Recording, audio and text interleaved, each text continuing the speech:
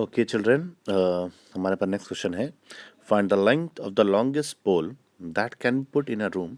Dimensions, length, breadth और height दिया हुआ है। देखो, ये जो डायमेंशंस का मतलब होता है ना, मतलब ये कह रहा है लेंथ, ब्रेथ और हाइट।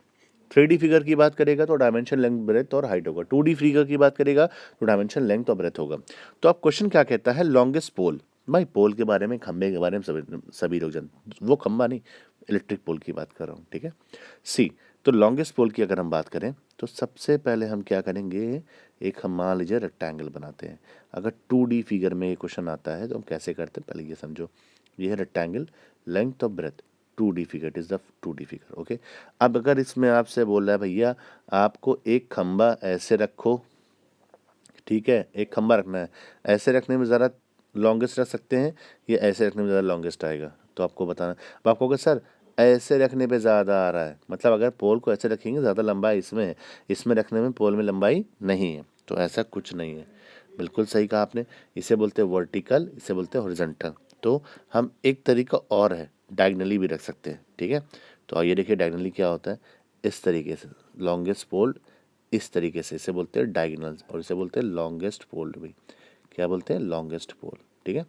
अब लेकिन बात 2D फिगर की तो हो नहीं, यहाँ पे बात जो हो रही है बच्चों, वो हो रही 3D फिगर की। तो ये देखिए, ये हो गया 3D फिगर, मतलब हमारा क्यूबॉइड, हमारा अपना क्यूबॉइड, ठीक है। अब देखो ज़रा ध्यान से, ठीक है। ये ज्वाइन किया, ये ज्वाइन किया मैंने, ठीक है, ये ज्वाइन किया और ये ज्वाइन किया, ठीक। तो हमने ये सारी चीज़ों को ज्वाइन किया तो हमारे क्या आ गया? 3D फिगर आ गया, ठीक है बेटा। तो अब इसमें बोल रहा है तो ये लेंथ हो गया, ठीक, ये लेंथ हो गया, ये ब्रेथ हो गया, ये हाइट हो गया, ठीक है।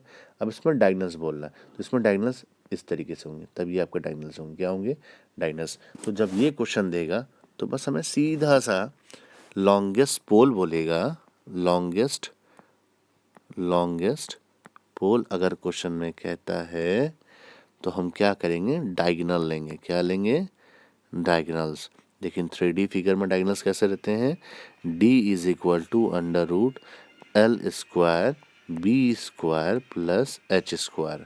ये है सबसे इम्पॉर्टेंट, इसको याद रखिए बस, अगर 3D फिगर में बोलेगा तो। अब हम सॉल्व करते हैं। तो D मतलब लॉन्गेस्ट पोल अंडर रूट एल। एल हमारे पास कितना है बच्चों? एल है 10 मीटर, ब्रेथ भी 10 मीटर, हाइट है 5 मीटर। तो 10, ये देखिए 10 का होल स्क्वायर, ब्रेथ कितना है?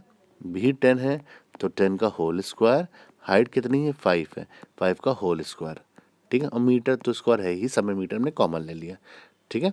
तो अब डायगोनल इज इक्वल टू 10 का स्क्वायर कितना होता है बच्चों? 100, ठीक है, और ये भी हो जाएगा 100, और 5 का स्क्वायर 25, और ये मीटर स्क्वायर है, ठीक है। अब ज़रा ध्यान से देखो, तो ये 100 और 100 और 25 को ऐड कर देंगे तो हमारा आएगा 225 मीटर स्क्वायर। अब ये आ गया, ठीक है। अब हमें इसको सॉल्व करना है। अब बहुत से बच्चे इसमें परेशान होते हैं, कुछ नहीं है भाई, बहुत इजी है। अब इस 225 किसका परफेक्ट स्क्वायर होता है? ये होता है 15 का। मान लो नहीं पता, मैं कैसे निकालेंगे? ये देखो इस तरीके से, ये 5 to 7, 7 to 9, मतलब 9 3 से जा रहा है तो ये पूरा नंबर भी 3 से जाएगा, तो 3 से ले जाते हैं। 3 7 ज़ा 21, 3 5 ज़ा 15, अगेन 3 से जा रहा है, 3 2 ज़ा 6, 3 5 ज़ा 15, अब 5 से जा रहा है, 5 5 ज़ा और 5 1 ज़ा। तो अब मैं बच्चों इसको क्यों ना ये लिख दूँ, 3 into 3 into 5 into 5 metre square.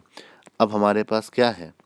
2 3 है, 3 इंटू 5 और मीटर का होल स्क्वायर। अब ये होल स्क्वायर और रूट, स्क्वायर रूट है, तो स्क्वायर रूट में हमने कई बार पढ़ा है, रूट ए लिखा हो इसे पढ़ते हैं ए की पावर हाफ, रूट 3 लिखा हो तो इसे पढ़ेंगे 3 की पावर हाफ। तो यहाँ पे रूट है तो पावर क्या हो जाएगी? हाफ। ये कैंसिल, तो डायगोनल 3 5 जो कितना आ गया बच्चों? 15 मीटर। तो ये आपका आंसर। इजी था चिल्ड्रेन, सो इसको नोट कर लो। डायगोनल पूछेगा क्यूबॉइड में तो length into breadth into height, okay. Same अगर क्यूब में पूछेगा तो आपको क्या करना है? ये क्यूब है सपोज करो, ठीक है नहीं वैसे, मान लो क्यूब है, तो सेम लेंथ, ब्रेथ और हाइट। तो क्यूब की सारी साइड्स इक्वल होती है, तो L square B square plus H square, तो एल ए स्क्वायर, ब्रेथ भी ए स्क्वायर और ए स्क्वायर, तो ये कितना हो जाएगा, √3a हो जाएगा। तो क्यूब के लिए फॉर्मूला क्या है, √3a, ये याद रखिएगा, ये क्यूब के लिए फॉर्मूला है for find out the diagonals. Okay.